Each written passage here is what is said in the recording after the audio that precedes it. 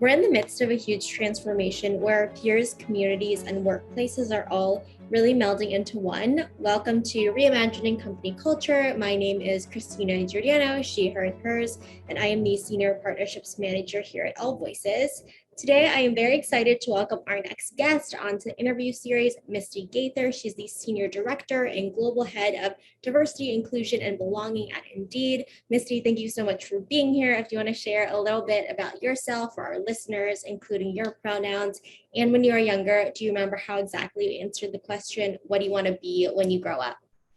Thank you for having me. I'm so excited to have this conversation with you. So, my name is Misty Gaither. My pronouns are she, her, and hers.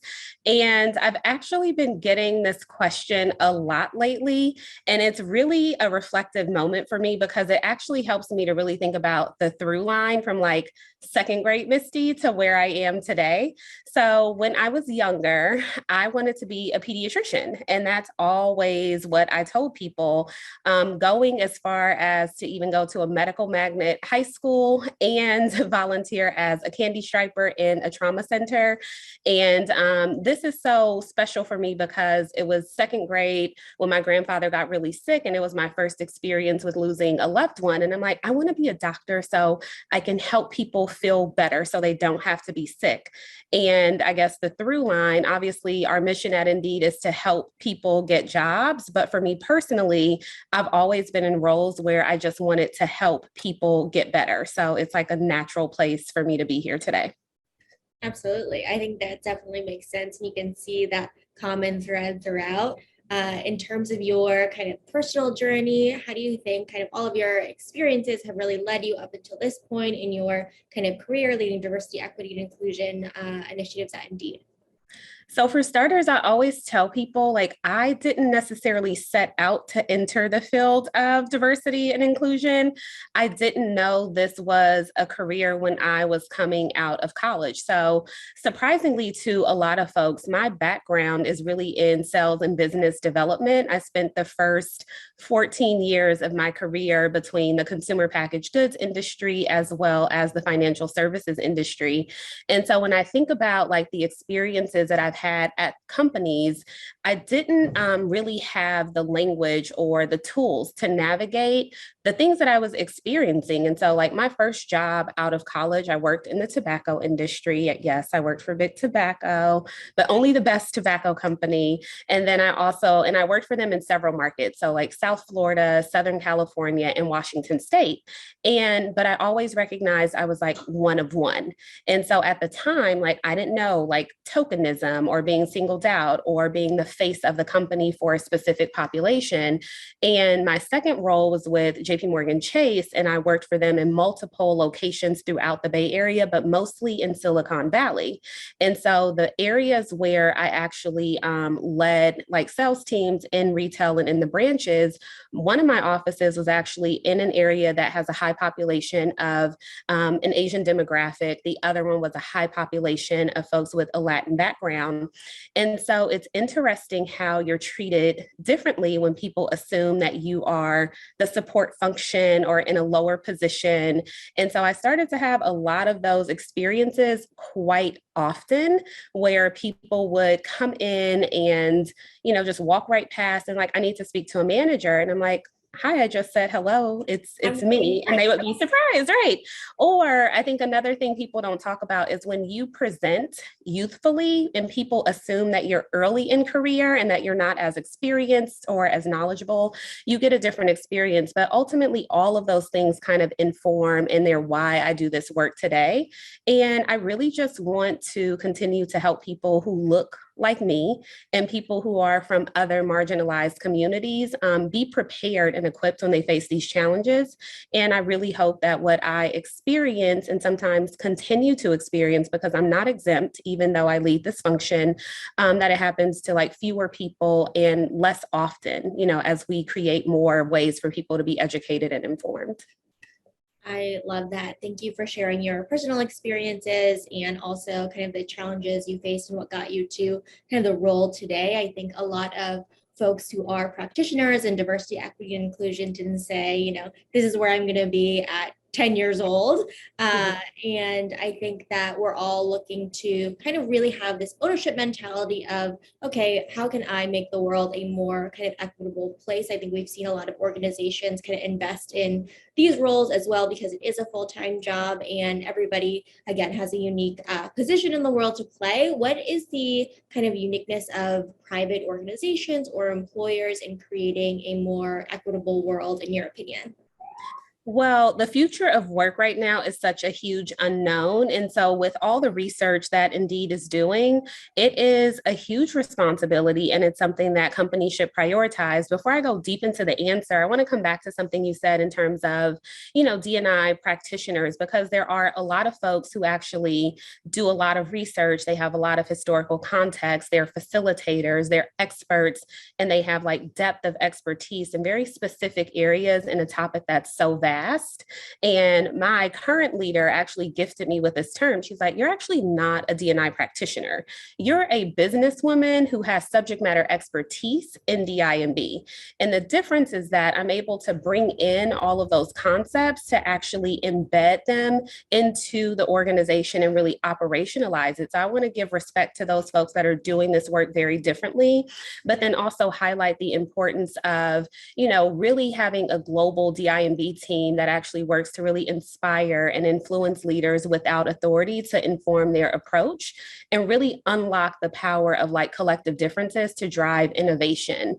And so at Indeed, we are fortunate that we have this amazing mission to help all people get jobs. And so we have a really open culture that really informs how we show up and how we actually use our voice for broader discussions. And so some of the things that I feel private companies are responsible for is manager effectiveness and manager training, partnering with organizations that will actually inform people that are seeking jobs and opportunities that you are a company that's safe for them to consider if you are not a part of the majority population. Something I think that's unique and has happened for us during the pandemic are the healing hours that we host or brave spaces to allow employees to process traumatic events. And I had a conversation with a leader recently, and he's a mature employee and has a finance background similar to myself. And if you think about it, historically, it's like when you come to work and focus on work. But I don't think people recognize the privilege in being able to do that. And so when you come from a community that is constantly, under attack or marginalized, it makes it really difficult to focus. And I think we are responsible for helping leaders understand the impact on engagement, employee performance, morale when the world is in the current state that it is today. Because without that information, we can be setting people up for failure or not really tapping into the full potential of an employee. Absolutely. It's definitely a privilege to really separate those two things out. And we can't kind of check our personalities, identities at the door for all of the different hats we're wearing, in addition to our job title and what's happening on a day-to-day basis as well. And I appreciate that highlight in terms of the language we use is really important to define our roles. Diversity, equity, and inclusion leaders, both formally and informally, are doing an incredible amount of work here as well. And you mentioned kind of that global piece too. Indeed is a global organization. Can you tell me about how you think about global diversity, equity, and inclusion initiatives, and what needs to be kind of that global North Star, but also what needs to remain local? If you could give an example for folks who are listening. Yeah, sure. So there's someone on my team, and I love this phrase. She's like, as consistent as possible, as different as necessary. So when I think about like high level, what our objectives and the key results are that we're trying to achieve, and that might even be new for some D&I folks that are listening. Like, yes, we are a D&I organization that actually aligns to business processes, which I think is a unique approach because we do see ourselves as a true business function and not just adjacent to what's happening in the rest of the company. And so at a high level globally, we really look at a couple of different areas. So my priority is really focused on process and policy change, because when we think about where systemic barriers and structural barriers exist, oftentimes it's actually in how things were developed during the early stages of a company's beginning. And so we also look at programs. And so those are global, but also customized to what's happening in the different regions.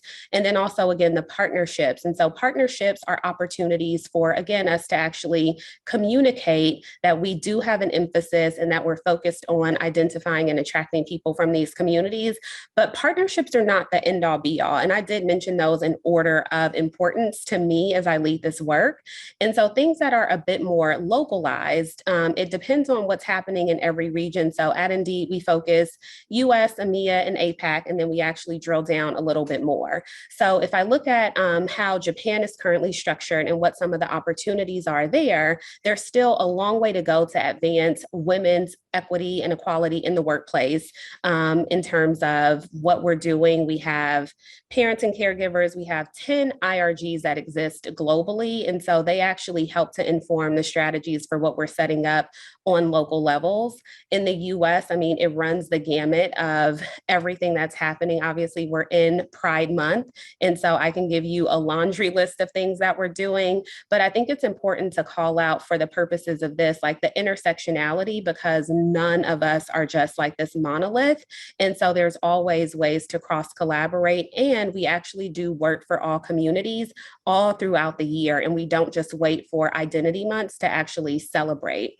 And so I'm just trying to think. So some areas of focus that we have, we operationalize it, partner with the business as a part of our strategy. That's global, but then we drill down to local issues, whether it's focused on how are we hiring, what's our process for evaluating who's moving up in our organization, looking at different attrition trends, how are we mitigating bias and barriers, and actually getting specific about the types of biases that we're trying to solve for. So a lot of times we just hear, oh, unconscious bias. And I'm like, first of all, not all bias is unconscious. Let's just be honest. And there's so many different types of bias. And so it's like, is it affinity bias? Is it recency bias, conformity bias, beauty bias? And so those things we actually kind of narrow in on a local scale as well. And then equitable solutions. And I think we can really speak a bit more about this. And so we think about campaigns, our products and features, and even how we show up from a marketing perspective.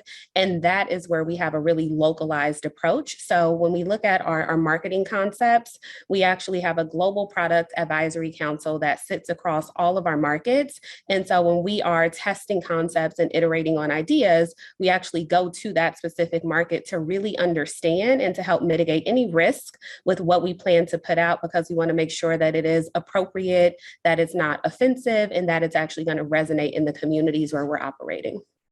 Yeah, I think those are some really great examples that really impact folks as well across the organization too, really having those conversations and a bunch of different opportunities for employees to also kind of raise their hands to be part of those conversations as well. You mentioned kind of those equitable processes. I know over the past few years, the response of this is the way things always have been, business as usual, is really out the window because of all of the challenges that we've needed to face, and consistently auditing our processes is really important. There's always room for that continuous growth mindset.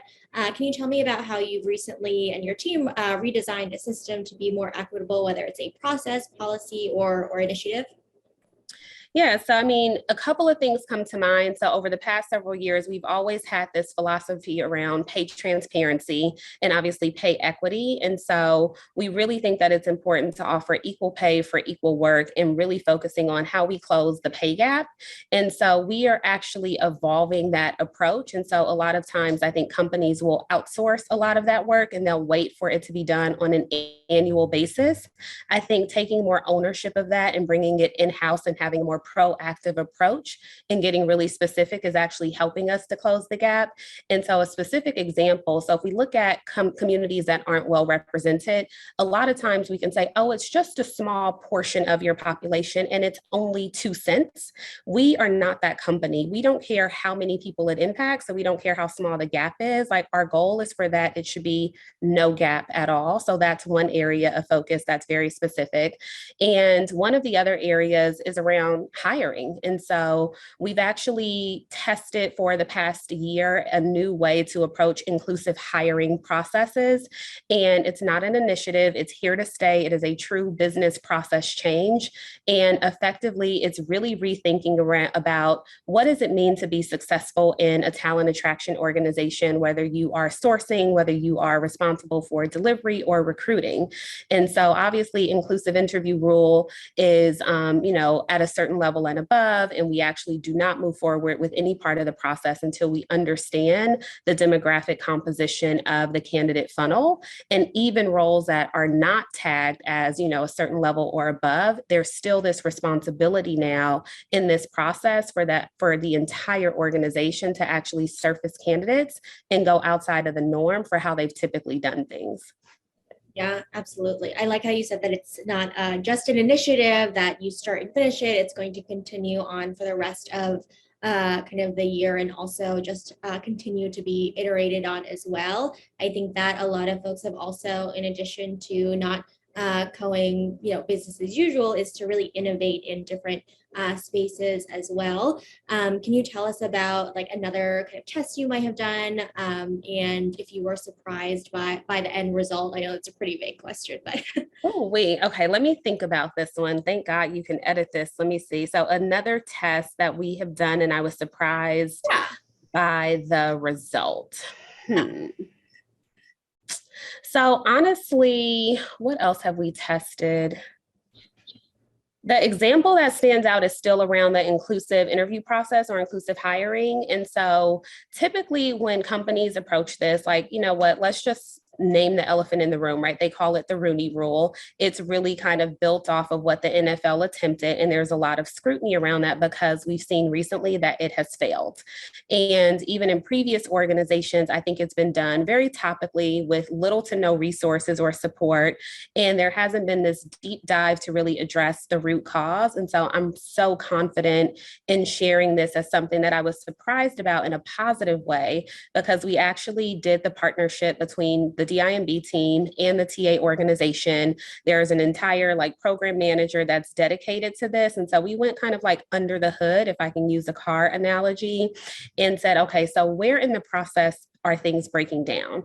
How much information do we need? What do we still need to learn? And so I think what we dispelled was this myth that if you focus on hiring inclusively, and notice I'm not saying hire more diverse applicants, and I'll probably get to that later, but that it will actually increase the time it takes to fill your role. The other thing that we also dispelled as we went through this process is that people would be unwilling to actually share how they identify. And so we had to test a couple of processes, how are we actually requesting it? How are we telling them how we plan to use this information?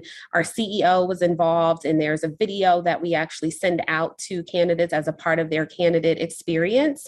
And so what we found is that we actually have over 95% of people who actually tell us their demographic information, and that the time to fill roles was actually not severely impacted. And when I say not severely impacted, it actually didn't go over a week based on what it was taking normally. So that was actually a really big surprise from this test and initiative.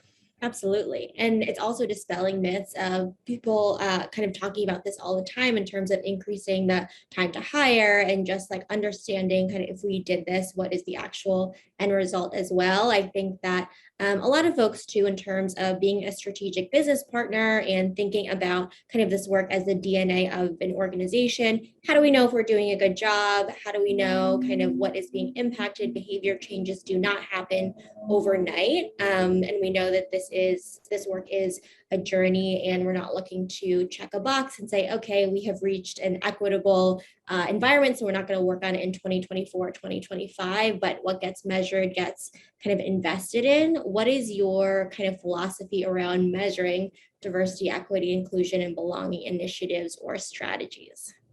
So I love that you said it's not something that's going to happen overnight. So, and that it's not like this end goal that we're going to get. I'm going to share two quotes. And so the first one is actually from Yara Shahidi.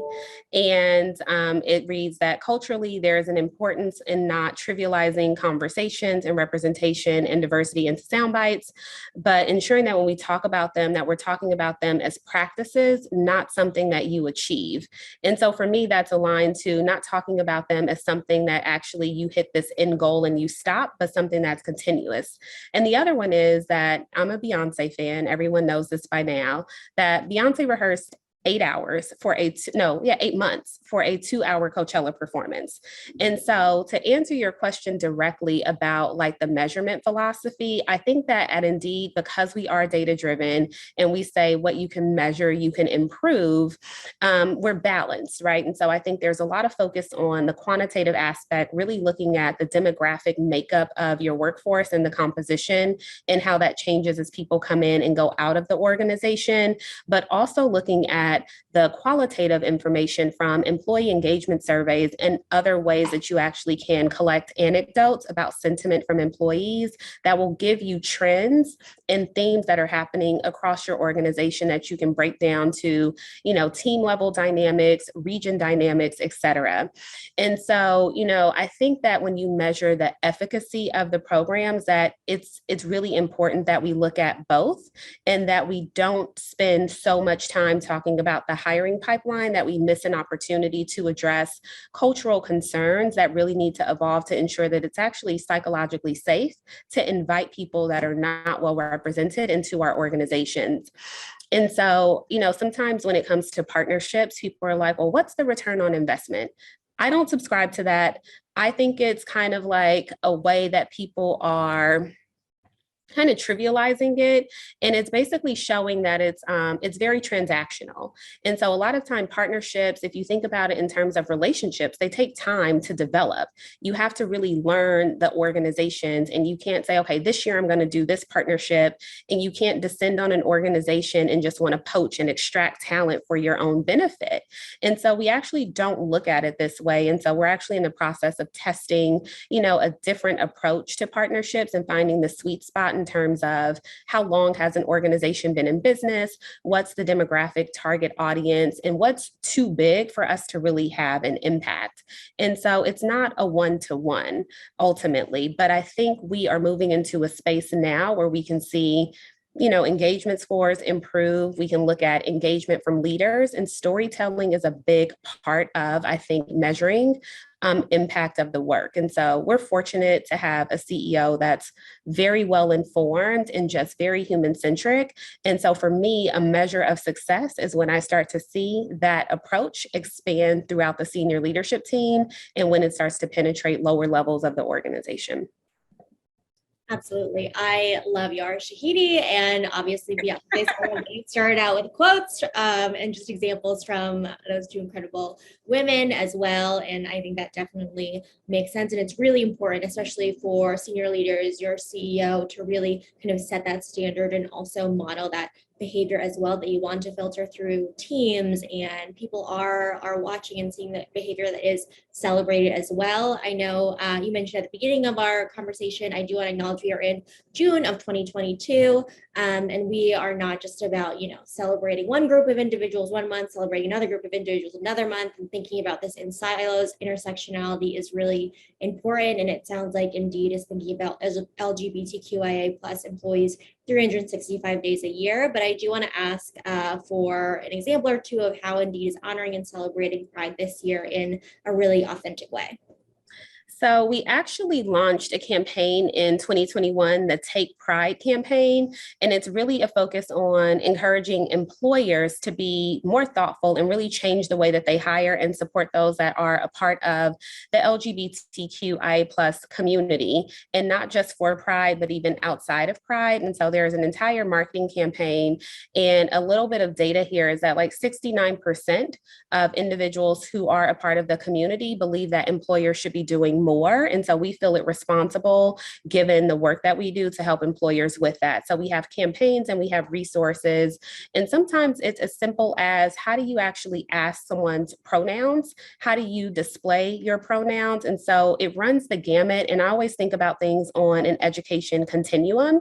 So if you have not done this work at all at a company, then you shouldn't be jumping all the way to the far right to do some of the most advanced things, but do the things that will matter the most and always listen to the community that's impacted to allow them to inform you. And then from a celebratory perspective and highlighting a lot of the progress that's been made and still also highlighting a lot of the work that needs to be done, because we are back in person in real life, we have identified 5 cities where we will actually have a presence in the Pride parades and have activations set up. And so we'll be in markets across the globe celebrating Pride with everyone and a lot of other companies.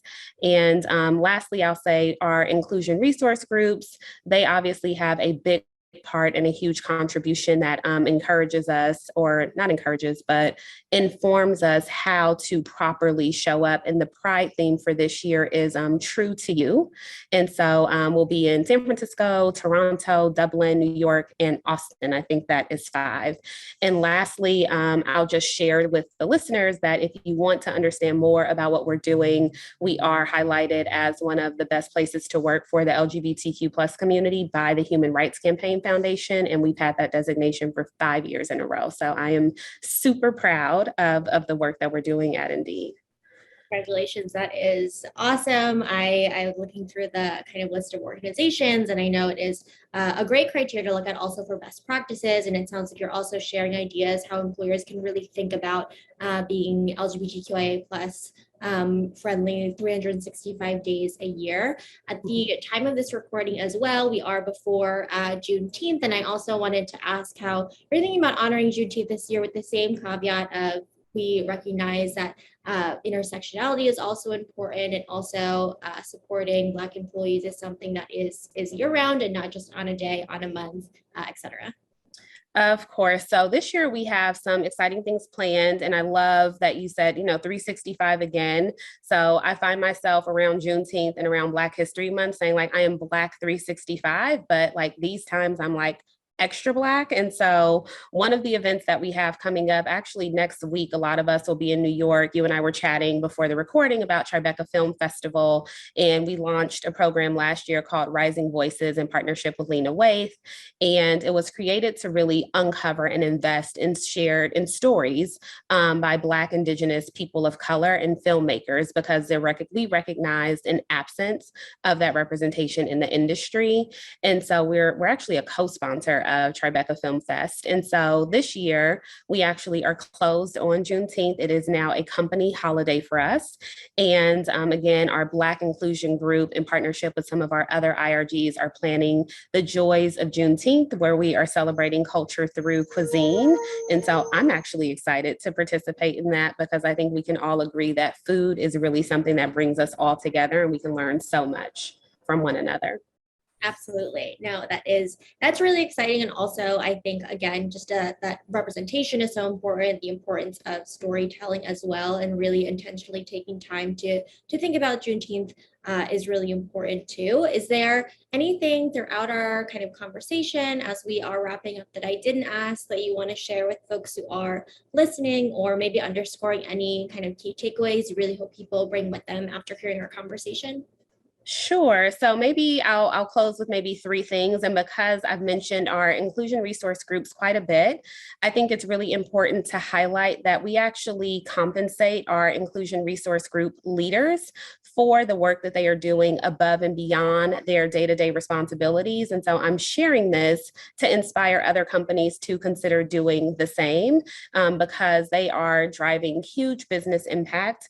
I view the inclusion resource groups as an extension of the DIB team. And I also view them as a part of the checks and balances that helps to mitigate risk to the company, and potential risk to brand reputation when things are put into the market that don't actually resonate with the culture. And a big one for me would be using the term diversity as a catch-all for anything that's non-white. And so I hear this often by everyone, including folks that are like specifically in the field of DIB. And I would really love for us to move away from that phrasing. And so when we use diversity as a synonym for Black and Brown, and we're not specific about the community or the group that we're trying to solve for, we are actually ineffective at creating, change that is sustainable, that is impactful. And so, I think it will depend on the organization where folks sit, but at Indeed, we say and do the hard things, and we get really specific because when we think about the issue facing kind of people demographics in companies, this is a critical business issue, and the future of work is so unknown right now. So if you are in a position and it's safe for you to do this, like it's okay to say like Black and white and Latin and Asian, because in the absence of being that specific, what you're unintentionally communicating is that people that are white presenting are a monolith. And that is really harmful when you're talking about this on a global scale, because there is a ton of representation, in every single community. And so we really have to get comfortable about being just really specific and explicit, even when it's hard. So I said 3, that was only 2, but I think I like to end there. And I really appreciated the time I got to spend with you today. Absolutely. I think those are great 2 kind of key thoughts and key takeaways also for folks to really remember as well. Misty, thank you so much for being on Reimagining Company Culture this afternoon. I really enjoyed our conversation today. Thanks, Christina. It was nice meeting you. Of course. And as a reminder for folks who are listening, at AllVoices, we really believe in employees and employers being seen, heard, and understood. And know it's a requirement for the business to succeed overall. Have a great rest of your day, everyone.